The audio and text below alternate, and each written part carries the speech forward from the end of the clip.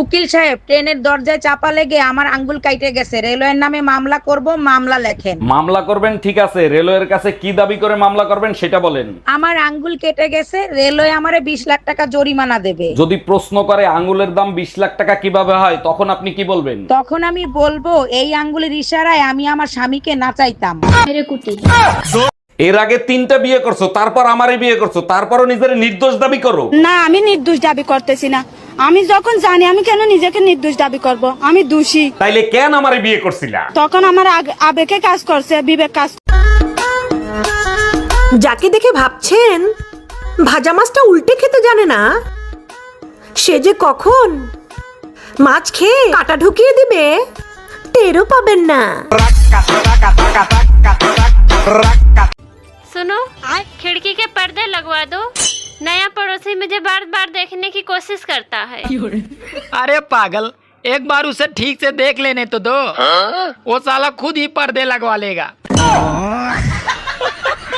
এই কি হয়েছে তোমার? কানে হাত দিয়ে রাখছো কেন? আর বইলো না, কানে প্রচন্ড ব্যথা করতেছে। এক্ষুনি চলো ডাক্তারের কাছে নিয়ে যাবো। আমি কানের ব্যথায় মরে গেলেও ডাক্তারের কাছে যাব না। কেন, ডাক্তার কি তোমার কান কাইটে নিয়ে যাবে নাকি? আগের বার দাঁতের ব্যথা হয়েছিল, দাঁত তুলে ফেলাইছিল, তোমার মনে? কত দিন হয়ে গেছে, এখনো বাপের বাড়ি কি করো? কতদিন কোথায় হলো? আসলাম তো মাত্র 7 দিন হলো, এর মধ্যেই পাগল হয়ে গেছো? পাগল না হয়ে উপায় আছে? তোমাকে সারা সংসারটা হাহাকার করে। এবার বুঝছো আমি কি জিনিস? আমাকে তো এক ফোঁটাও দাম দাও না। সত্যি তুমি আমার অভ্যাসে পরিণত হয়ে গেছো, অশান্তি ছাড়া আমি থাকতে পারি না। তোর বাপ মায়ের গালি খাওয়াতে ভাল লাগে, কুত্তার বাচ্চা। এই শোনো না, একটা কথা বলবো, আগে প্রমিস করো রাগ করবা না। রাগ করবো কেন? আজ পর্যন্ত তোমার আমি কখনো রাগ করছি? কি হয়েছে বলো?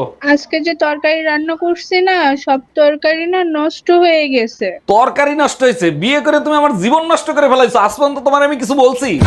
দেখো সুমা, ধৈর্যের একটা সীমা আছে, কখনো সীমা লঙ্ঘন করবা না। আমি অশান্তি করি, ওটা আমার বিয়ে করা অধিকার, তুমি অশান্তি কেন করো? হে প্রভু, কি অশান্তি আমার ঘরে দিল। তোর বাড়ি ছাইরে আমি চলে গেলাম, খবরদার মনের ভুলেও আমারে ফোন দিবি না। পুরো গরম তোমারে সহ্য করছি শীতের অপেক্ষায়, এখন তুমি আমারে ছাইরা চলে যাবা? তোমার মতো স্বামী সংসার করার থেকে জাহান্নামে থাকা ভালো। তুমি আমারে ছাইরা যাইও না, সামনে শীত আসতেছে, তোমারে ছাড়া থাকতে পারবো না।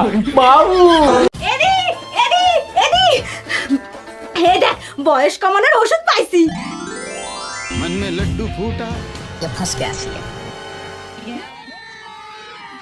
এ মা, দিদি তোমার পুরো কথাটা তো শুনতি, তুই এতটা ওষুধ কেন খেলি? এই এক ডোজ খেলে 4 বছর কমে যায়। এ মা, ও মা, আমাদের ভারতের রাজধানী কোথায় গো? এই তা তুই জানিস তুই কোথায় রেখেছিস? তোর বই খাতার খবর রাখবো, তোর জামা কাপড়ের খবর রাখবো, সব খবর কি আমি রাখবো তোর?